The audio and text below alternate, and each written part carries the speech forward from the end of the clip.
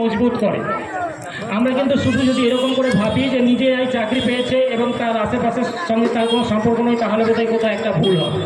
তো এটা একটা সামাজিক একটা বড় প্রভাব তার উপরে পড়ে।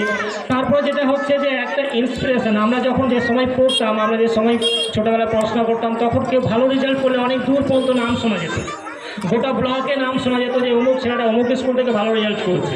ক্লাস 5-এ তখন একটা অ্যাডমিশন টেস্টের ব্যবস্থা হতো, কোন স্কুলে কোন নার্সারির বাচ্চা কোন প্রাইমারি বাচ্চা টপ করেছে সেটা নিয়ে একটা বড় মাতামাতির জায়গা থাকতো। আজকাল সেগুলো বন্ধ হয়ে যাচ্ছে বিভিন্ন রকম কারণ তার মধ্যে আছে, সেই কারণটাতে আমরা যেতে চাইছি না। হয়তো মার্কসের যে ব্যাপারটা, আগে একটা ফার্স্ট ডিভিশন পাওয়া যে কঠিন ব্যাপার ছিল, এখন ঘরে ঘরে ফার্স্ট ডিভিশন পাচ্ছি।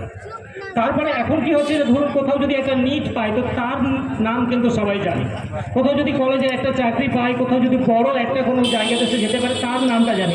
ছোটো ছোটো যে ইন্সপিরেশনগুলো ছিল, ছোটো ছোটো যে অনুপ্রেরণা ছিল, যে আমার ছেলে 5-এ শ্রীমন্তলা হাই মাদ্রাসার অ্যাডমিশন টেস্টে ফার্স্ট হয়েছে, সেগুলো খর্ব হয়ে যাচ্ছে।